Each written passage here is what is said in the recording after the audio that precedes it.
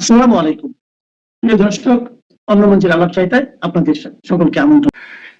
3রা জানুয়ারি যেদিন ভেনেজুয়েলায় হঠাৎ আক্রমণ চালিয়ে প্রেসিডেন্ট মাদুরোকে তুলে নিয়ে এলো আমেরিকার সেনা, ঠিক সেই দিনই পাকিস্তানের পররাষ্ট্রমন্ত্রী কাম উপপ্রধানমন্ত্রী ইসাক দার গিয়ে পৌঁছলেন বেজিংয়ে, চীনে।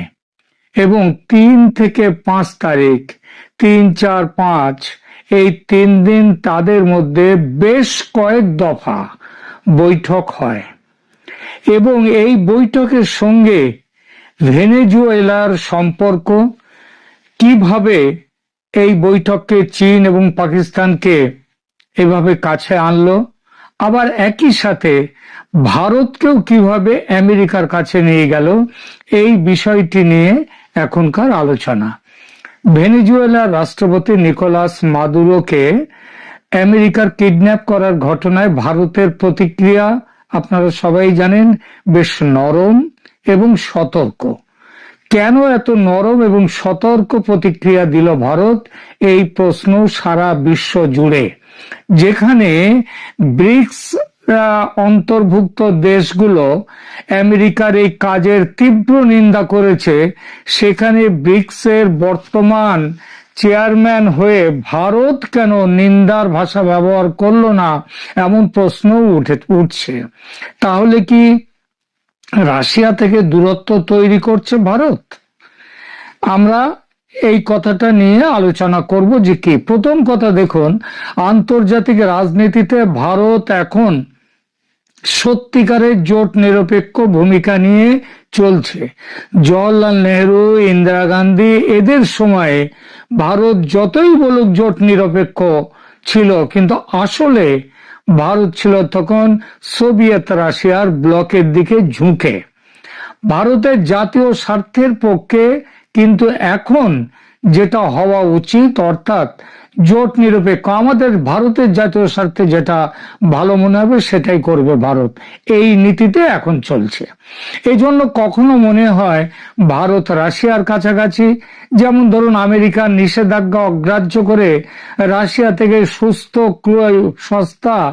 সস্তা ক্রুড অয়েল যখন কেনা শুরু করলো, ভারত কিনতে লাগলো, তখন দেখা গেল সবাই বলেছে যে ভারত রাশিয়ার দিকে। আবার কখনো ভারতের ভূমিকা এমন যে মনে হবে ভারত আমেরিকার কাছে। ইরানে যখন বোমা ফেললো আমেরিকা, তখনও ভারত নিন্দা করেনি সেভাবে। আর ভেনেজুয়েলার ঘটনায় ভারতের নরম প্রতিক্রিয়া তো একেবারে সাম্প্রতিকতম উদাহরণ। ভেনেজুয়েলার কাণ্ডে ভারতের এমন অবস্থানের পেছনে বড় কারণ, সেটা হচ্ছে একটা তো হচ্ছে যে অর্থনীতি এবং জ্বালানি নিরাপত্তা, এর সঙ্গেও দক্ষিণ এশিয়ায় ভারতের নতুন করে জোটবন্দি হওয়াটাও এর একটা কারণ। ভারতের তাই মাদুরোর ব্যাপারে এই মেপে পা ফেলা বা কূটনৈতিক নীরবতার পেছনে 3টি প্রধান স্বার্থ কাজ করছে। এখানে প্রথমে যাই যে আর্থিক ব্যাপারে ভারতের কি লাভ হবে, সেই ব্যাপারটার দিকে প্রথমে যাই। আপনারা জানেন, অনেকেই জানেন, আবার সেভাবে প্রচারিত হয়নি, যে প্রায় $1 বিলিয়ন সেটা নিকোলাস মাদুরোর শাসন আমলে ভারতের সরকারি তেল কোম্পানিগুলোর পাওনা ছিল। সেই পাওনাটা নিকোলাস মাদুরো দিচ্ছিলেন না বেশ কয়েক বছর ধরে। সরকার পরিবর্তন হলে এই টাকা ফেরত পাওয়ার সম্ভাবনা একটা তৈরি হয়েছে। ভারতের যে oil and natural gas commission, বিদেশ, এটা মানে সংক্ষেপে যাকে বলা হয় OVL, তারা ভারতের এই OVL মানে অয়েল বিদেশ ONGC বিদেশ লিমিটেড, এরা ভেনেজুয়েলার সান ক্রিস্টোবাল তেল ক্ষেত্রে এদের 40% মালিকানা আছে। 2014 সাল পর্যন্ত লভ্যাংশ বাবদ তাদের পাওনা ছিল প্রায় $536 মিলিয়ন। এর পরবর্তী বছরগুলোতে মাদুরো সরকার কোনো অডিট করতে দেয়নি এবং সেই পাওনা টাকাটাও ভারতকে দেয়নি। সব মিলিয়ে এই বকেয়া বা পাওনার পরিমাণ প্রায় $1 বিলিয়ন, যেটা ভারতীয় মুদ্রায় এখন প্রায় 10,000 কোটি টাকার কাছাকাছি। মাদুরো ক্ষমতায় থাকাকালীন এই টাকা ফেরত পাওয়া অসম্ভব ছিল। এখন আমেরিকার নিয়ন্ত্রণে বা নতুন সরকারে নিষেধাজ্ঞা উঠে গেলে ভারত আশা করছে তারা তেল বিক্রির লভ্যাংশ হিসেবে এই বকেয়া টাকা আদায় করতে পারবে। দ্বিতীয়ত, রিলায়েন্স ইন্ডাস্ট্রিজ লিমিটেড, যেটা মুকেশ আম্বানির কোম্পানি, এবং অন্যান্য রিফাইনারির একটা বড় স্বার্থ আছে ভেনেজুয়েলাতে। ভারতের তেল কোম্পানিগুলোর জন্য ভেনেজুয়েলা অত্যন্ত গুরুত্বপূর্ণ, কারণ ওই যে ভারী অপরিশোধিত তেল, হেভি ক্রুড অয়েল যেটাকে বলা হয়, সেটা করবার সক্ষমতা ভারতীয় রিফাইনারিগুলোর রয়েছে, অন্য জায়গায় সেরকম নেই। মুকেশ আম্বানির রিলায়েন্স একসময় ভেনেজুয়েলার তেলের অন্যতম বড় ক্রেতা ছিল। আমেরিকার নিষেধাজ্ঞার কারণে মাদুরোর আমলে তারা সরাসরি তেল কিনতে পারছিল না। এখন আমেরিকাপন্থী সরকার এলে নিষেধাজ্ঞা উঠে যাবে এবং রিলায়েন্স আবার কম দামে সরাসরি তেল আমদানি করতে পারবে। আইওসি এবং অয়েল ইন্ডিয়াও তাদের ব্যবসা বাড়াতে পারবে। মনে রাখবেন, ভেনেজুয়েলার যে কারাবোবো 1 যে প্রজেক্ট আছে, সেখানে ইন্ডিয়ান অয়েল এবং অয়েল ইন্ডিয়ার বড় টাকা বিনিয়োগ করা আছে। মাদুরোর সময়ে এই প্রজেক্টগুলো প্রায় বন্ধ হয়ে গিয়েছিল, নতুন ব্যবস্থায় এবার আবার চালু হতে পারবে। তৃতীয়ত, চীনের প্রভাব কমানো। মাদুরো সরকারের আমলে ভেনেজুয়েলায় তেলের উপরে চীনের একচেটিয়া অধিকার ছিল। চীন ভেনেজুয়েলাকে প্রচুর ঋণ দিয়েছিল এবং সেই ঋণের বদলে তারা তেল নিত। ফলে ভারত চাইলেও তেল বা নিজেদের পাওনা টাকা পাচ্ছিল না, কারণ তেল আগে চীনে চলে যাচ্ছিল। এখন আমেরিকা ভেনেজুয়েলার নিয়ন্ত্রণ নেওয়ায় চীনের সেই একচেটিয়া প্রভাব খর্ব হবে। ভারত মনে করছে নতুন সরকার চীন থেকে দূরত্ব রাখবে এবং ভারত ও আমেরিকার কোম্পানিগুলোকে অগ্রাধিকার দেবে তেল বিক্রির ব্যাপারে। তাহলে বোঝা গেল কি কেন এই নরম প্রতিক্রিয়া? সহজ কথায়, মাদুরো সরকার ভারতের জন্য লাভজনক ছিল না। তারা ভারতের পাওনা টাকা দিচ্ছিল না এবং তেল সরবরাহ করতে দিচ্ছিল না চীনের চাপে। উল্টো দিকে আমেরিকার এই টেক ওভারের ফলে এখন যেটা হবে সেটা হলো ভারত তার $1 বিলিয়ন ফেরত পাবে। রিলায়েন্স ও সরকারি কোম্পানিগুলো আবার সেখানে সস্তায় তেল পাবে। ভেনেজুয়েলায় চীনের দাপট কমবে।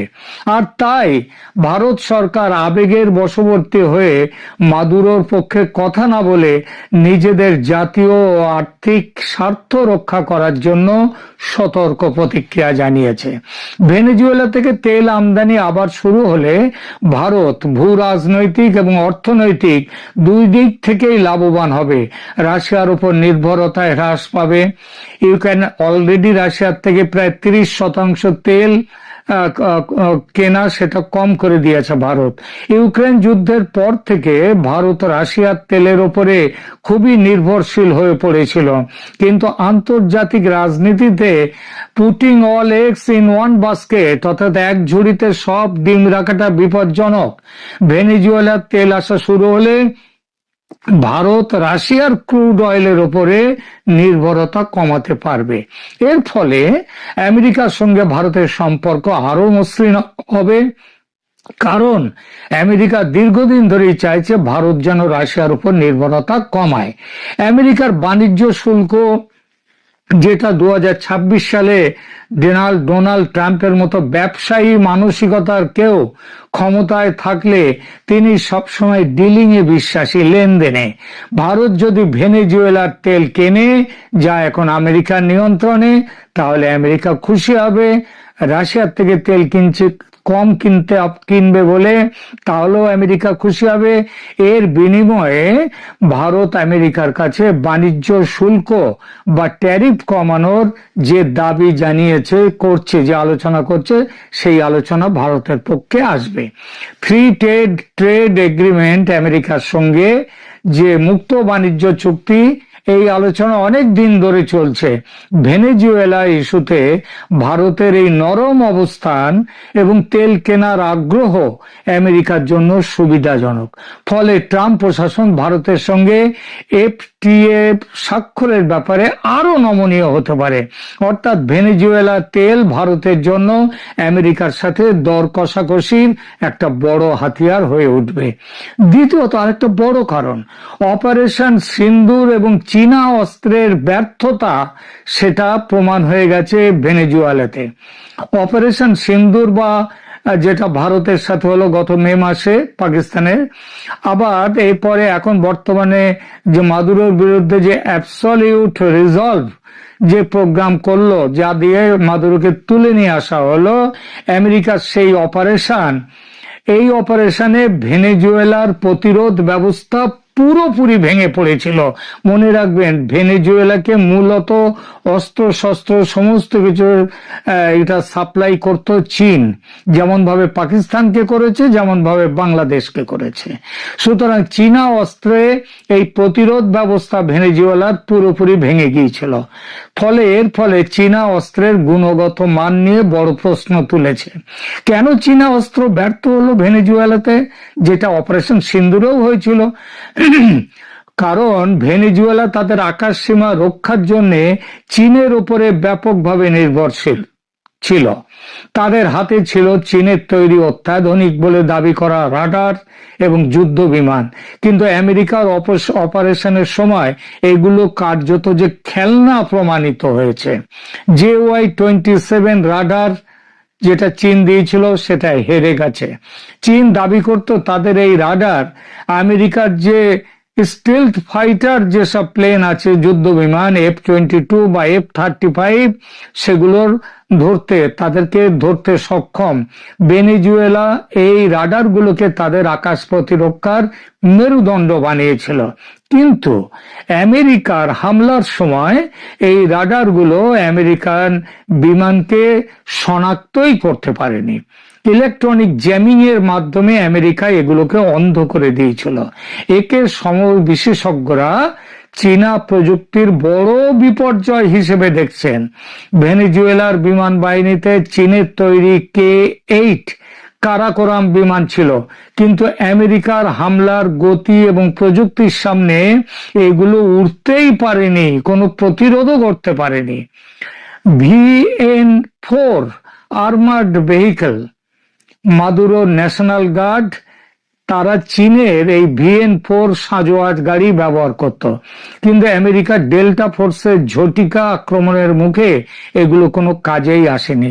চীন তাদের অস্ত্রকে সস্তা ও সেরা বলে বিশ্ববাজারে বিক্রি করে, কিন্তু ভারতের অপারেশন সিন্দুর প্রথম এবং এবার আমেরিকার অপারেশন রিজলভ প্রমাণ করে দিল যে আধুনিক ইলেকট্রনিক ওয়ারফেয়ার বা জ্যামিং প্রযুক্তির সামনে চীনা অস্ত্র একেবারে ভোঁতা।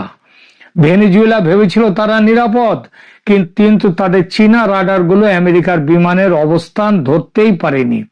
এটি ভারতের জন্য একটি বড় স্বস্তির খবর, কারণ পাকিস্তানের হাতেও প্রচুর চীনা অস্ত্র, বাংলাদেশের কাছেও তাই, তাদের এই চীনা রাডার রয়েছে, চীনা অস্ত্র। ভেনেজুয়েলার এই ঘটনা প্রমাণ করে সত্যিকারের যুদ্ধের ময়দানে চীনা প্রযুক্তির উপর ভরসা করাটা কত বড় বোকামি হতে পারে।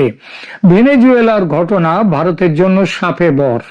একদিকে সস্তা তেল ও আমেরিকার সঙ্গে বাণিজ্যের সুবিধা, আর অন্যদিকে চীনা অস্ত্রের দুর্বলতা, এটা একেবারে প্রমাণিত হয়ে যাওয়া, সব মিলিয়ে এটি ভারতের কৌশলগত অবস্থানের জন্য অত্যন্ত ইতিবাচক। তৃতীয় যে ব্যাপারটি এই ঘটনার ফল আউট, সেটা হলো ইউনূসের বিদায়ের ব্যাপারে ভারতের ভূমিকা এবার আরো প্রবল হবে আমেরিকার কাছে, ভারতের কাছাকাছি হওয়ার ফলে। আর সেজন্যই ভারতের এই নরম প্রতিক্রিয়া। বিরোধী দলগুলো ভারতের, যেমন কংগ্রেস ও বাম দলগুলো, মোদী সরকারের এই অবস্থানের তীব্র সমালোচনা করেছে। বিরোধী দলগুলো বিষয়টিকে দেখছে নীতি ও নৈতিকতার জায়গা থেকে।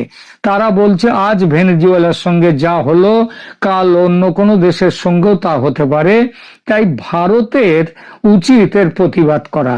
কিন্তু তারা যে ভেতরে ভেতরে খুশি হচ্ছে এবং আমেরিকার কাছে কিছু প্রত্যাশা করছে, সেই প্রত্যাশাটাও কিন্তু বেরিয়ে এসেছে এই কংগ্রেসেরই একটি মহারাষ্ট্রের প্রাক্তন মুখ্যমন্ত্রী, কংগ্রেসী মুখ্যমন্ত্রী পৃথ্বীরাজ চৌহানের এবং মল্লিকার্জুন খাড়গে এদের কথায়।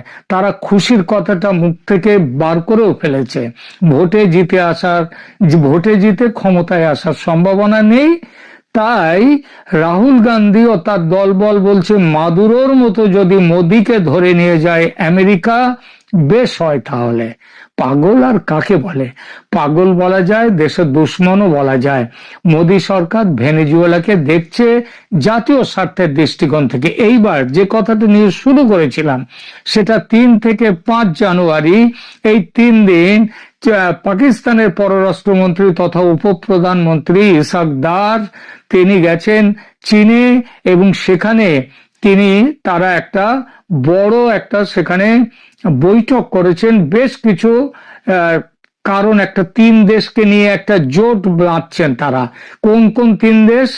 চীন, পাকিস্তান এবং বাংলাদেশ।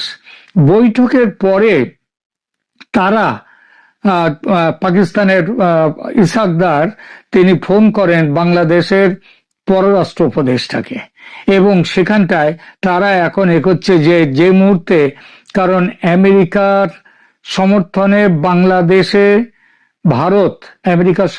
ভারত বাংলাদেশে যে কোনো মুহূর্তে বড়সড় কোনো অভিযানে নামতে পারে।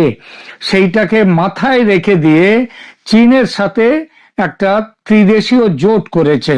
কিন্তু মুশকিলটা হচ্ছে বাংলাদেশ যেমন আমেরিকাকেও এড়িয়ে যেতে পারবে না, তেমনি পাকিস্তানও এড়িয়ে যেতে পারবে না। আর চীন যদি বাংলাদেশে ভারত কোনো সামরিক অভিযান করে তাহলে চীন এগিয়ে আসতে পারবে না। চীনের অর্থনীতি এবং এখন তার সামরিক ক্ষমতা প্রশ্নের মুখে এসে দাঁড়িয়েছে। এই পরিস্থিতিতে তবু ওই যে ভারত বিরোধিতা, তার জন্য চেষ্টা করছে। 3টে জোট হয়েছে, ইউনূসের সরকার, পাকিস্তান সরকার এবং চীন সরকার। কিন্তু আমেরিকা ভারতের সাথে একেবারে সক্ষম যে আসবে, একদম প্রত্যক্ষভাবে ভারতের সাথে যুদ্ধে জড়িয়ে পড়বে, মানে ভারতের সমর্থনে বাংলাদেশে ঝাঁপিয়ে পড়বে, এমন কথা ভাবার কোনো কারণ নেই, তার দরকারও নেই। আমেরিকা শুধু যেটা করবে সেটা ভারতের যে কোনো ব্যবস্থাকেই সমর্থন করে যেতে হবে তাদের। কারণ এই সমর্থন করা ছাড়া তাদের সামনে এই দক্ষিণ এশিয়ায় ভারত ছাড়া তাদের সামনে কোনো গতি নেই। পাকিস্তানকে যতই তোল্লাই দিক পেছন থেকে, তাতে বড় কোনো লাভ হবে না। আপাতত